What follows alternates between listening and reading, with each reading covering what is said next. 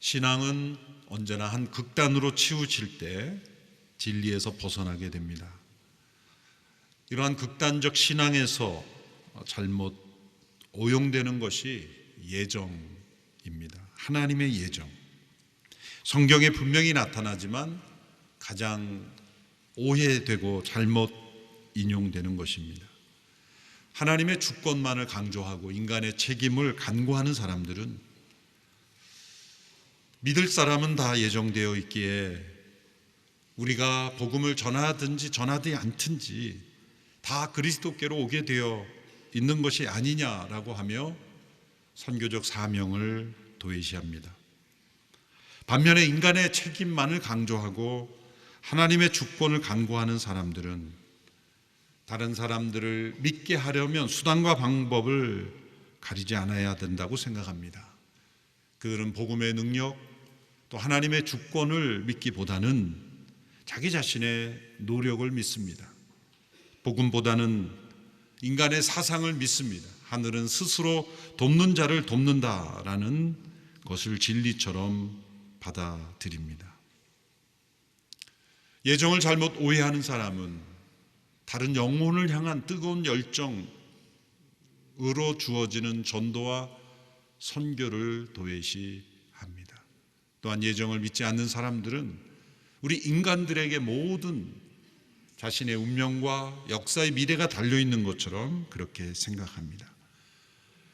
이제 오늘부터 시작되는 로마서 9장부터 11장에 이르기까지 이 세 장에 걸쳐서 사도 바울은 하나님의 예정의 진리가, 이 교리가 어떻게 선교적인 열정으로 이어지는지를 우리에게 설명해 주고 있습니다.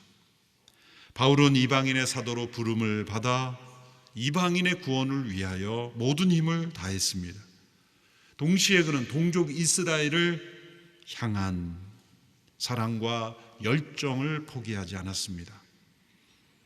이방인 선교사로 사역하는 바울에게는 끊이지 않는 이 고통과 근심이 있었습니다. 그것은 동족 이스라엘이 불신앙 가운데 처해 있는 것입니다.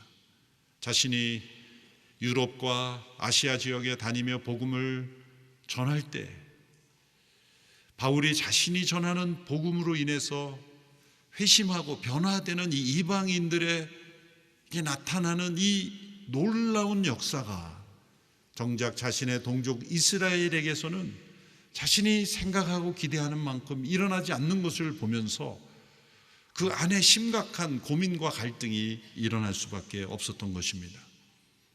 그것은 단지 동족 혈통이기 때문이 아니라 이스라엘 민족을 향한 하나님의 구원 역사에 쓰임받았던 이들이기 때문입니다. 그들에게는 영광이 주어지고 약속과 율법, 예배, 놀라운 특권들이 주어졌고 가장 중요한 것은 하나님의 아들 그리스도가 세상에 오시는 통로가 되었던 민족, 먼저 하나님의 계획 속에 포함되어 부르심을 받은 이들이 이방인보다 더 회심률이 적은 것을 보면서 사도 바울은 심각한 의문을 가질 수밖에 없었고 그것은 우리 모두가 가질 수 있는 의문이기에 로마서에 기록한 것입니다. 8장에 이르기까지 우리에게 주신 이 구원론에 대한 전반적인 개요를 다 설명을 했다고 볼 수도 있습니다. 지난주 로마서 8장의 말씀에 그리스도 안에서 주어진 하나님의 사랑은 끊을 수 없는 사랑이다. 결코 정죄함이 없는 사랑이다. 영원히 안전한 구원이다. 하나님께서 영광스럽게 하실 것이다 라는 이 구원에 대한 확증을 우리가 어떻게 가질 수 있는가? 그것은 바로 9장부터 11장에 나타난 이 하나님의 예정에 대한 진리가 바로 앞서 8장까지 설명한 우리의 구원이 얼마나 확실함을 설명하는 근거가 되기 때문에 9장부터 11장의 내용은 전혀 앞에 내용과 상관없는 내용이 아니라 도리어 8장까지의 진리를 뒷받침해 주는 매우 중요한 진리의 지식이 되는 것입니다. 동족 이스라엘의 불신앙을 보면서 사도 바울은 두 가지 질문을 제기합니다. 이것은 자신의 질문이 아니라 이 하나님의 애정을 오해하고 있는 사람들이 던질 수 있는 질문, 불신자의 입장에서 가질 수 있는 질문, 예상 질문 두 가지를 던지면서 답변하고 있습니다. 이번 주는 9장 전반부에 나타난 두 가지 질문을 살펴보고 다음 주에는 또 9장 나머지 부분을 통해서 계속해서 이어지며, 이것은 11장까지 이어지는 논증이기 때문에 여러분들이 로마서를 혹시 복습하거나 예습하거나 혼자 읽을 때는 9장부터 11장까지를 통째로 읽는 습관을 가지셔서 전체 문맥의 흐름을 가지시고 이 말씀을 이해하면 좋겠습니다. 매주 부분적으로만 이해하면 어려울 수 있고 또 혼동될 수 있고 또 복잡해질 수 있습니다. 그러나 하나님의 말씀에 나타난 우리가 진리를 바로 깨닫기 위해서 좀 우리는 고민해야 합니다. 생각해야 하고 또 깊이 묵상을 함으로써 우리의 신앙이 더 견고해지는 그런 기간이 되기를 바랍니다. 첫 번째 질문은 이스라엘의 불신앙으로 하나님의 말씀이 파기되었는가라는 질문을 던집니다. 대답은 아니다라는 겁니다. 지금 현재 이스라엘의 불신앙을 보면서 하나님께서 약속과 말씀을 주셨는데 그것은 그냥 끝난 것인가? 아니다라는 겁니다. 6절의 말씀이죠. 그러나 하나님의 말씀이 파기된 것 같지는 않습니다. 이스라엘에게서 난 사람들이라고 해서 다 이스라엘이 아니고, 제가 밑줄 친 부분에 답이 있는 것입니다. 왜 이스라엘의 불신앙이 하나님의 말씀이 파기된 것이라고 말할 수 없는가? 이스라엘이라고 해서 다 이스라엘이 아니다. 자, 이스라엘이 두 번 나오는데 앞에 이스라엘과 뒤에 이스라엘이 다르기 때문에 이렇게 말하는 거죠. 이스라엘이라고 해서 다 이스라엘이 아니다. 앞에 이스라엘은 아브라함의 혈통적인 육신의 후손으로서의 이스라엘, 그 동족 유대인을 의미하는 것이고, 뒤에 이스라엘 다 이스라엘이 아니다라 그럴 때는 다른 의미의 이스라엘이죠. 이것은 예수 그리스도의 십자가를 통해 구원받은 백성들을 가리키는 이스라엘이라는 걸 알 수가 있습니다. 그러므로 동족 유대인이라고 해서 다 구원받은 백성이 아니다.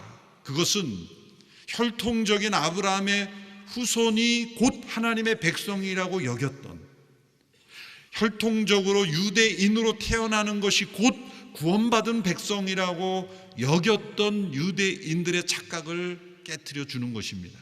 실제로 유대인들은 자신이 유대인으로 태어나기만 해도 하나님의 백성이요, 선택받은 민족이라는 잘못된 선민의식에 빠져 있었죠. 예수님께서 니고데모에게 거듭나야 하나님 나라에 들어갈 수 있다는 것은 매우 충격적인 말씀이었던 겁니다.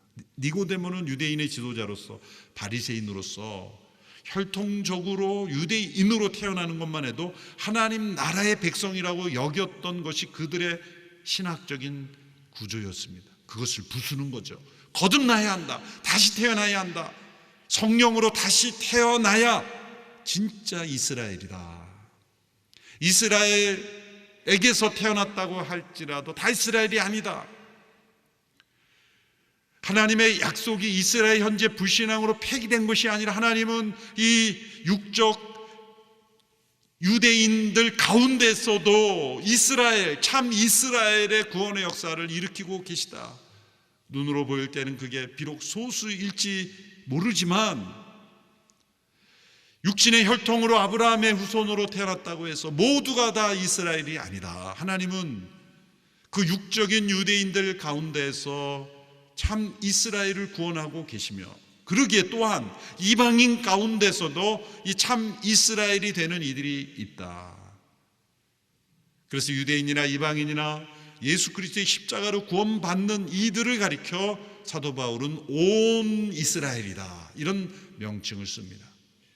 그래서 사도 바울이 여러 서신서에서 이스라엘을 다른 의미로 폭넓게 사용하기 때문에 각 서신서마다 이스라엘이 무슨 이스라엘이 연구하는 학자들만 해도 아마 전 세계적으로 수백 명일 겁니다.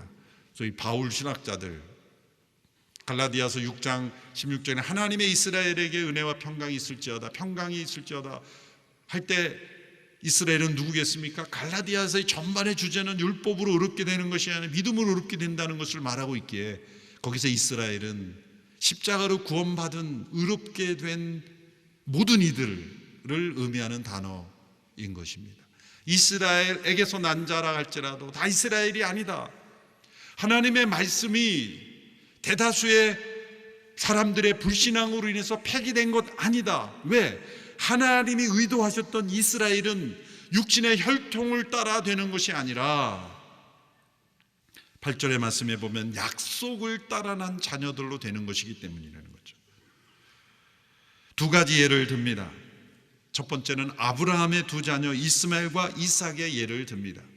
7절에서 9절의 내용입니다. 이스마엘과 이삭은 아브라함의 두 자녀입니다. 그런데 먼저 태어난 이스마엘은 이스라엘이라고 불릴 수 없었습니다. 왜냐하면 약속을 따라 태어나지 않았기 때문입니다. 그의 어머니 하갈이 종이었기 때문도 아니고 이방인이었기 때문도 아닙니다. 두 번째로 태어난 이삭이 왜 이스라엘로 하나님의 백성으로 아브라함의 진정한 후손으로 받아들일 수 있었는가? 그것은 약속을 따라 태어났기 때문이다라는 겁니다. 세상의 윤리적인 또 실제 인간적인 책임으로는 아브라함은 이스마엘에 대해 책임이 있고 책임져야 합니다. 근데 하나님의 관점에서 누가 이스라엘인가는 다른 문제인 것입니다. 하나님은 이삭만이 이스라엘이라 이렇게 인정한 것이죠. 9장 8절에 그 이유가 나와 있습니다. 9장 8절의 말씀 같이 읽습니다. 시작. 곧 육신의 자녀가 하나님의 자녀가 아니라 오직 약속의 자녀가 시로 여김을 받는다는 것입니다. 이삭이 태어난 것은 약속 때문이었습니다.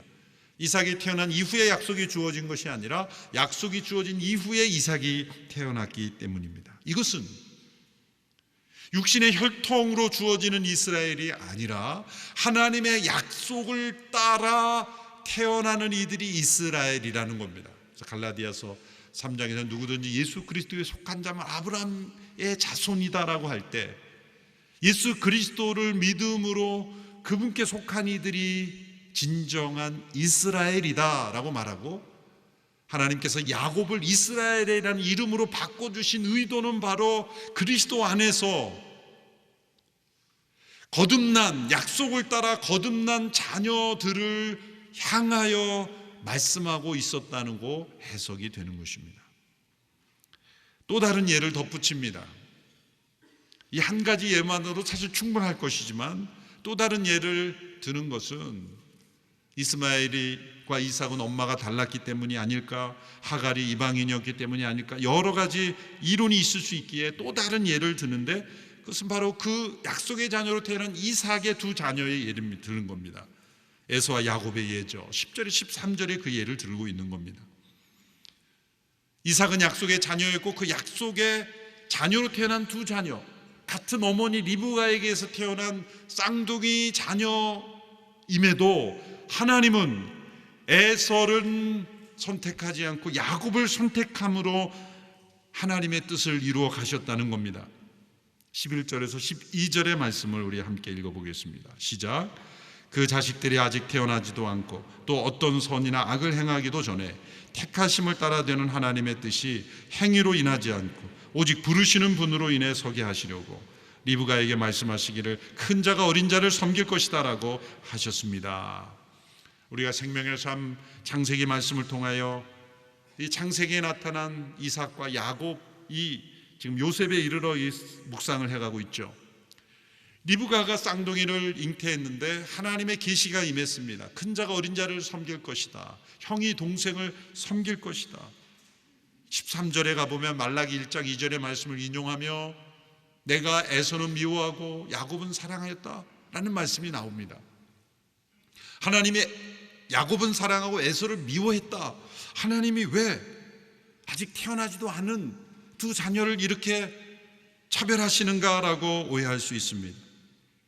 여기서 미워하다라는 단어에 대한 오해를 가지면 안 됩니다. 우리말로 이 미워하다라고 번역할 수밖에 없는 그런, 실제로 미워하다라는 단어로도 쓰이지만 이 고대 근동 문화에서 그 단어는 어떻게 사용되어 있냐면 우선순위를 설명할 때 사용되었던 단어입니다. 인간의 어떤 부정적 감정보다는 우선순위를 설명할 때 그 단어를 사용했습니다. 예수님께서도 이 단어를 설명하셔서 제자도를 설명하셨죠. 누구든지 나에게 오는 자는 형제와 자매와 부모와 그리고 자기 목숨까지 미워하지 아니하면 나의 제자가 될 수 없다. 이것은 문자적으로 부모님을 증오하고 미워하고 자신의 생명을 학대해야 예수님 제자가 된다는 것이 아니죠. 예수님 말씀하신 것은 그 미움이라는 것은 우선순위를 말하는 겁니다. 예수님과 나와의 관계는 그 누구도 끼어들어서는 안 되는 절대적인 우선순위의 관계가 되어야 되고, 심지어는 자기의 생명조차도 끼어들 수 없다는 겁니다. 육신의 생명조차도. 왜? 영원한 생명이 결정되는 관계이기 때문입니다. 때로 우리는 예수님을 믿고 영원한 생명 가운데 거할 것인가, 아니면 나의 육신의 생명이 끊어질 것인가 라는 상황이 온다면 우리는 무슨 선택을 해야 되는가? 육신의 생명이 끊어지고 영원한 생명을 얻는 게 낫죠. 그게 순교자의 모습이었죠. 자신의 생명을 미워하기 때문에, 문자적으로 싫어하기 때문에 죽는 것은 염세주의고 비관론자이죠. 예수님이 그걸 말씀하신 게 아니죠. 우선순위를 말씀하는 거예요. 예수님과 우리와의 관계는 영혼을 결정짓는 결정적인 사건이기에, 그것이 심지어 가족이라도, 심지어 자신의 생명이라도 그 관계보다 더 우선할 수 없다. 절대적인 우선순위를 말하는 것입니다. 그러므로 예수님, 하나님께서 야곱은 사랑하고 에서는 미워했다는 것은, 에서와 야곱을 볼 때 하나님 보시기에 야곱이 더 이쁘고 에서가 미운 짓만 골라 하고 그런 게 아니라, 에서와 야곱을 인성으로 볼 때는 그거는 사람들에게 다르게 평가될 수 있어요. 교활하고 음흉하고 자기중심적인 그런 야곱이 더 좋느냐, 아니면 좀 영적인 분별력은 적지만 단순하고 그냥 그렇게 살아가는 이 남성적인 에서가 좋냐 할 때는 사람들을 볼 때는 호불호가 다 갈릴 수 있는 거예요. 그런 인간적인 기준으로 하나님이 나는 야곱이 더 이뻐, 그런 게 아니라는 뜻이죠. 도리어 왜 에서와 야곱 중에 야곱을 택하여 하나님의 역사를 이루셨는가? 그것은 우리가 다 헤아릴 수 없는 하나님의 주권적인 선택을 통해서 하나님의 역사를 이루실 때 인간에게 나타나는 어떤 조건이 개입될 수 없다는 겁니다. 하나님의 선택에는 인간에게 있는 어떠한 조건이 하나님의 선택에 영향을 미치지 못한다는 겁니다. 우리가 하나님 앞에 나아갈 때 우리 자신의 조건을 항상 우리는 평가하죠. 우리가 사회 속에 살아갈 때 나의 사회적인 그런 어떤 상태를 생각하면서, 또 젊은 남녀가 배우자를 택할 때 내가 이런 형편인데 나를 배우자로 맞이해 줄까? 뭐든지 우리는 인간관계 속에서 나의 현 상태를 다른 사람들이 어떻게 받아들일까를 생각하며 살죠. 하나님은 전혀 그렇게 하시지 않는다는 겁니다. 우리에게 있는 어떤 조건, 상태, 인간적인 요소가 하나님의 선택에는 제한을 받지 않는다. 그것을 보여주기 위하여 야곱을 택하시고 이를 이루어 가시는 겁니다. 그러므로 이삭은 약속을 따라 태어났고 야곱은 하나님의 주권적인 선택을 따라 부름을 받았기에, 이 두 가지 케이스를 통해 우리에게 보여주시는 것은 뭡니까? 이삭과 야곱 그 족속들이 다른 어떤 지구상에 있는 사람들보다도 더 분별력이 있고 지혜가 있어서 하나님을 알아간 것이 아니고, 하나님께서 먼저 그들을 아시고 정하시고 선택하셔서 찾아오신 것처럼, 저와 여러분이 예수님을 믿고 하나님을 예배하는 자로 나오게 된 것은 나의 선택과 나의 뜻과 나의 결정과 나의 판단보다도 하나님의 부르심과 선택이 있었기 때문이라는 겁니다. 이것이 예정신앙의 출발이에요. 예정신앙이란 무엇입니까? 나의 구원이 하나님의 뜻과 목적을 따라 하나님의 미리 하심과 미리 정하심과 부르심에 의해 이루어졌다는 것을 믿는 겁니다. 로마서 8장 28절을 해서 30절의 말씀입니다. 지난주 달보신학교의 댄 스누키안 목사님이 잠언 설교를 했기 때문에 이 부분을 스킵한 분이 있으면 어떤 분은 영상으로 복습하셨고요, 어떤 분은 그냥 오셨을 거예요. 손들어 보라고 하진 않겠습니다. 자진해서 빨리 8장 마지막 부분을 복습해서 함께 따라가기를 바랍니다. 로마서 8장 마지막 부분에 우리의 선택 이전에 하나님의 선택이 있다는 거예요. 우리가 믿는 것 이전에 하나님의 부르심이 있었다는 거예요. 여러분, 이것을 깨닫는 것이 너무나 중요합니다. 왜냐하면 나의 선택과 결단과 믿음에 근거한 신앙은 절대로 견고해질 수 없습니다. 절대로 확신을 가질 수 없습니다. 왜냐하면 우리 모두는 다 잘 압니다. 내가 믿을 만한 존재가 아니라는 것을. 여러분 자신을 믿고 신앙생활 하시면 반드시 쓰러집니다. 믿음의 생활을 하다가 넘어지고 쓰러지고 시험에 드는 분들은 반드시 공통적인 특징이 자기의가 강하다는 거예요. 자기를 믿는다는 거예요. 겉으로는 하나님을 믿고 예수를 믿는 것 같지만 그 내부의 깊숙한 곳을 보면 자아에 대한 확신이 강한 사람은 시험에 오면 무너집니다. 여지없이 무너집니다. 쓰러집니다. 그러나 나의 믿음이 아니라 하나님의 부르심이다. 나의 선택이 아니라 하나님의 선택이다. 교회도 마찬가지입니다. 여러분이 온누리교회를 선택한 것 같지만 하나님께서 여러분을 온누리교회로 부르셨다라는 이 시각은 다른 거예요. 그러므로 어떤 의미에서 내가 인정받지 못하면 내가 선택한 교회인데 내가 버릴 수도 있지, 이런 식의 신앙생활을 하게 되면 모든 것이 다 시험거리가 될 수 있어요. 그런데 하나님께서 나를 예수 그리스도로 안으로 인도하시고 나를 이 공동체로 부르셨다라는 이 하나님 중심의 이 신앙으로 나아가면요, 시험 들 것이 없어요. 나를 부르신 것이 온누리교회 담임 목사도 아니고 누군가가 아니라 하나님께서 나를 지금 이곳에 이 공동체로 부르셨기 때문에 하나님과의 관계가 가장 중요한 거예요. 그 우선순위가 그 무엇도 빼앗을 수가 없는 것이 될 때 로마서 8장에 나오는 그 강력한 확신이 우리에게 주어질 수가 있는 겁니다. 그래서 로마서 8장의 구원에 관한 그 복음의 진리를 다 설명한 이후에 이 9장부터 11장까지 예정에 대한 지식을 설명하고 있는 거예요. 우리의 구원을 확신할 수 있는 것은 하나님께서 나를 향한 구원 계획이, 내가 그분을 알기도 전에 하나님이 나를 먼저 하셨고 나를 먼저 택하셨고 나를 부르셨기 때문에 내가 구원받은 거라는 확신을, 그리고 구원이 온전히 이루어질 것을 확신할 수 있게 되기 때문입니다. 사람들이 예정신앙을 거부하고 받아들이지 않는 것은 우리 개인의 인간의 자율적인 선택이나 결정을 빼앗아가 버리는 것처럼 보이기 때문입니다. 사람들의 인식에 깔려있는 깊은 인본주의는 세상 모든 것은 나하기에 달려있다 라는 생각입니다. 그러나 세상에서 일부 그러한 생각이 작용될지는 몰라도 세상의 중심은 내가 될 수 없습니다. 내가 하기 나름인 것이 아닙니다.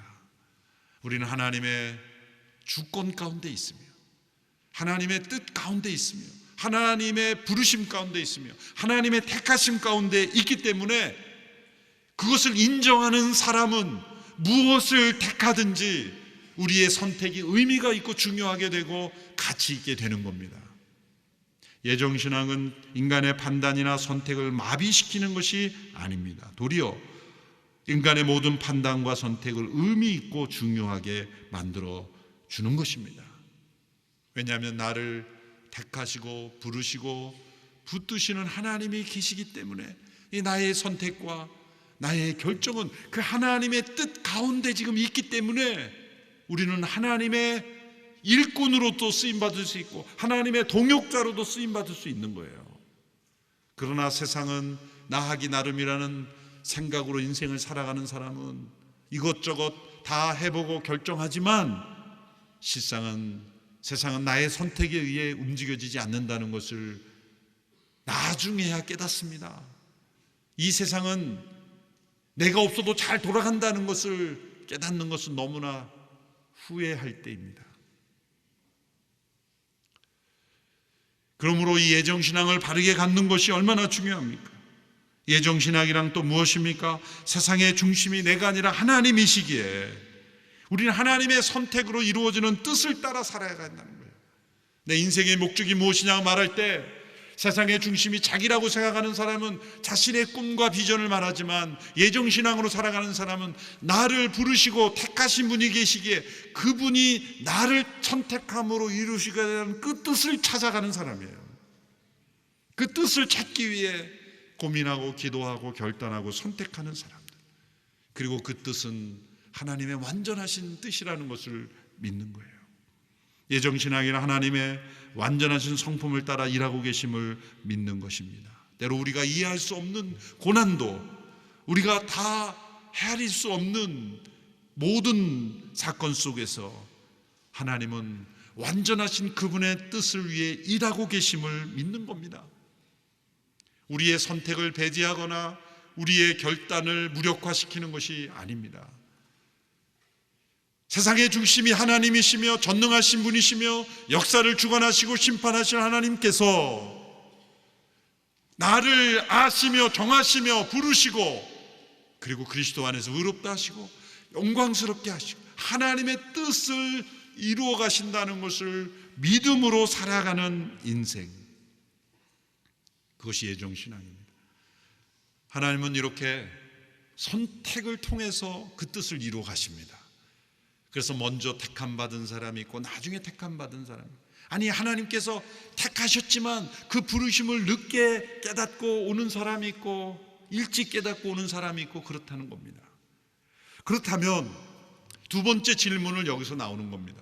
이스라엘이 지금 먼저 택함을 받았는데 왜 이 불신앙으로 이런 상태에 있다는 것은 하나님이 불의하신 증거 아닌가라는 예상 질문이 나올 수 있다는 겁니다. 14절의 말씀 우리 같이 읽어보겠습니다. 시작. 그렇다면 우리가 무슨 말을 하겠습니까? 하나님이 불의하십니까? 결코 그럴 수 없습니다. 왜 하나님께서 불의하신 것이 아닌가요? 라는 질문이 나옵니까? 하나님, 온 세상 사람들을 그냥 새하늘과 새 땅으로 인도해 버리시고 다 구원해 버리시는 것이 사랑의 하나님이고 은혜의 하나님이지, 소수의 사람을 부르셔서 그 사람들로 하여금 또 다른 사람에게 전해지게 하는 이 어렵고 복잡한 과정을 거치시고 혹 그 가운데 복음을 듣지 못하고 구원받지 못한 영혼이 있다면 하나님 불의한 것이 아닙니까? 이렇게 대드는 겁니다. 회개하지 않아도 하나님 그냥 구원해 주시면 되지, 예수님을 믿어야 한다고 그러고 회개해야 된다고 그러고 그 과정을 거치는 것은 하나님 불의한 것이 아닙니까? 라는 질문을 던질 수 있다는 겁니다. 이 질문이 잘못된 질문인 것은, 왜 결코 그럴 수 없다고 말할 수 있는 것은 모든 인간은 천국에 가기에 합당한 존재가 아니기 때문이에요. 도리어 모든 인간은 하나님의 진노와 심판에 서 있는 것입니다. 이게 팩트입니다. 천국은 괜찮은 사람들을 더 나은 곳으로 인도하는 것이 아닙니다. 하나님이 진노와 심판이 모든 사람들에게 처해져 있다고 로마서 1장에 말했어요. 모든 사람은 지옥에 가야 마땅한 상황이지만 하나님의 진노와 심판을 그리스도 안에서 치루어 주시고 용서하시고 구원하시는 일을 행하신다는 겁니다.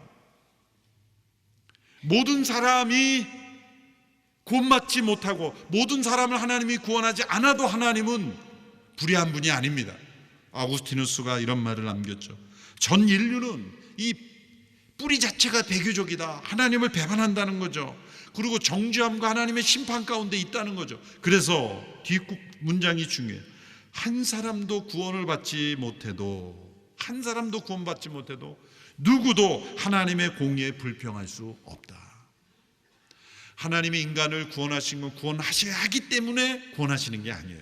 하나님은 인간을 구원하시지 않고 세상을 심판하시는 것으로 끝내도 하나님은 공의로우신 분이에요. 그런데 하나님은 사랑이시기에 어떠한 희생을 치러서라도 인간을 구원하시고 새하늘과 새 땅으로 인도하시기 위해서 택하시고 역사하신다는 거예요. 그 과정이 불의하다고 말할 수가 없다는 거죠.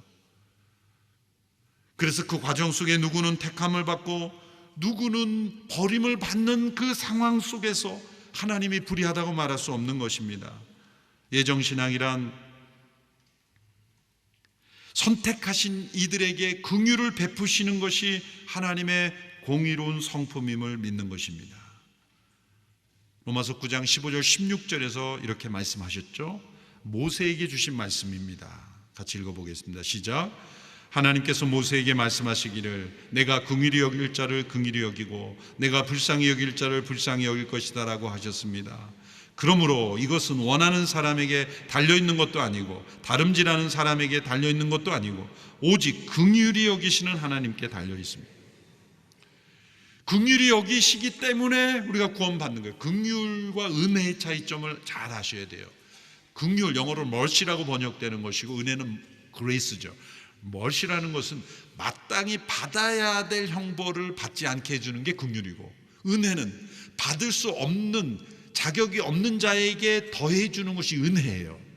그렇기 때문에 우리가 하나님으로부터 무엇을 먼저 받아야 돼요? 은혜 이전에 긍휼을 받아야 되는 거예요. 왜? 하나님의 진노를 받아 마땅한 이들인데 그 진노를 받지 않도록 해주는 긍휼이 있어야, 긍휼이 있어도 사실은 은혜는 또 더 주어져야 되는 거예요. 하나님의 은혜와 긍휼이 주어졌기에 우리가 구원받았는데 왜 먼저 받은 사람들만 구원하시느냐, 그렇게 불평할 수도 없고 하나님을 불의하다 말할 수가 없다는 겁니다. 가장 중요한 이유는 인간의 자유의지에 완악함이 있기 때문이에요. 인간에게 있는 이 타락한 자유의지, 하나님을 인정하지 않고 배반하고 그리고 하나님을 대적하는 DNA가 인간 안에 있어요. 그 완악함이 끝까지 지속될 때 하나님은 언젠가 그 영혼들에게 베푸셨던 은혜의 장막을 거두신다는 겁니다. 그 예로 바로를 든 겁니다. 17절 18절의 말씀입니다. 우리 같이 읽습니다. 시작. 성경에서 바로에게 말씀하시기를 내가 이를 위해 너를 세웠으니 곧 너로 인해 내 능력을 나타내고 내 이름이 온 땅에 전파되게 하려는 것이다 라고 했습니다. 이와 같이 하나님께서는 원하시는 사람을 긍휼히 여기시고 원하시는 사람을 완악하게 하십니다. 그래서 하나님께서 완악하게 하신다라는 이 표현에 또 우리가 시험에 들죠. 하나님이 어떻게 완악하게 하시는가? 그것은 하나님이 인간에게 누군가에게 악을 심어준다는 것이 아닙니다. 하나님은 결코 인간에게 악을 넣으시지 않습니다. 악이란 하나님이 선하게 창조하신 것에 대하여 반기를 든 것이 악입니다. 그래서 악은 선의 반역입니다. 악은 선에 기생하여 살 수밖에 없는 기생충입니다. 악은 그 자체로 존재할 수가 없어요. 어떤 일이든지 악한 일이 성공하려면 선을 이용해야 됩니다. 사기꾼은 반드시 신뢰받는 것처럼 해야 돼요. 얼굴에 나 사기꾼 그러고 쓰는 사람 봤습니까? 사기를 치려면 신뢰를 얻어야, 선을 이용해야 사기를 칠 수 있는 거예요. 그렇죠? 믿음을 가지고 있어야 사기를 치는 거지. 여러분, 도둑질은 부지런해야 됩니다. 남들 다 깨어 있을 때 도둑질 못 합니다. 다 자고 있을 때 깨어서 부지런하고 철저하게 준비해야 돼요. 성공하려면 어수룩하게 하면 안 돼요. 핸드폰 진동도 꺼야 돼요. 여러분이 철저함, 부지런 다 선이잖아요. 선. 여러분, 세상의 악은 절대로 선을 이용하지 않고는 성공하지 못합니다. 그럼 뭘 보여주는 거예요? 악이 원래부터 처음부터 존재했던 것이 아니라 선에 대한 반역으로 나왔다는 거죠. 그래서 사탄은 천사의 얼굴을 하는 겁니다. 왜? 원래 천사였기에. 이 악은 하나님의 선하심에 대한 반동, 반역으로 나온 것이기 때문에 하나님이 악을 만드신 것이 아니라 이 사단에게 넘어간 인간 스스로가 완악함을 택하고 있는 겁니다. 그런데 하나님께서 그 완악함을 제어하시는 은혜를 베풀고 계세요. 그 증거가 뭡니까? 악한 사람들이 들통난다는 거예요. 나쁜 짓을 서로 한 사람끼리 배신한다는 거예요. 세상의 악이요, 선한 사람들이 악한 사람 못 이깁니다. 계속 거짓말하고 가는 사람, 선한 사람은 계속 속게 돼요. 그런데 언젠가 그 악인이 처벌을 받게 되는 것은 더 악한 사람에 의해서. 속고 속이는 사람은 더 한 차원 악한 사람에 의해서 속임당해서 실패하게 되고, 이 거짓말은 우리가 평생 가져가자라고 굳게 믿었던 사람들끼리 배신하는 거예요. 그래서 악이 붕괴되는 거죠. 그런 악을 하나님이 넣어주신다? 말이 안 되는 거죠. 그런데 하나님께서 이 세상의 완악함을 제어하시는데 끝까지 완악함을 가져가겠다고 고집하는 이들에 대해 하나님이 때로 바로에게 한 것처럼 그 은혜의 장막을 거두시는 거예요. 악이 실패하지 않고 계속 성공하는 거예요. 죽을 때까지 성공하는 거예요. 사람들은 야, 저렇게 악을 범해도 잘 살 수 있구나 하고 생각할지 모르지만 죽음 이후의 결말은 무서운 거죠. 그것은 하나님이 은혜의 장막을 거두심으로, 내버려 두심으로 심판하시는 겁니다. 그러므로 이 땅에서는 우리의 악이 실패해야 하나님의 은혜인 거예요. 나쁜 일이 발각되어야 하나님이 은혜로 함께 하시는 거예요. 나쁜 일을 할 때 아무런 일이 일어나지 않는 것은 조심해야 돼요. 하나님이 내어버려 두심에 심판이 임했다면 무서운 형벌이 있는 것이기 때문입니다. 어떤 사람들은 하나님께 이렇게 도전하죠. 하나님이 없는 증거, 그것은 이 세상이 이처럼 혼란하고 나쁜 일이 생기는 거 보니까 하나님이 세상을 통제하지 못하시는 것 같다라고 말해요. 그러나 그것도 잘못된 거짓말입니다. 하나님이 이 세상의 사람들의 완악함을 내버려 두지 아니하시고 지금 통제하시고 은혜로 제어하시기 때문에 여러분 우리가 숨쉬고 살아가는 거예요. 하나님이 은혜로 세상을, 사람들의 악을 제어해 주지 않는다면 우리는 숨쉴 수 없을 만큼 세상은 지옥이 될 겁니다. 그래서 사람들이 지옥을 만든 하나님은 사랑의 하나님이 아니게 나는 믿을 수 없다는 말은 거짓말입니다.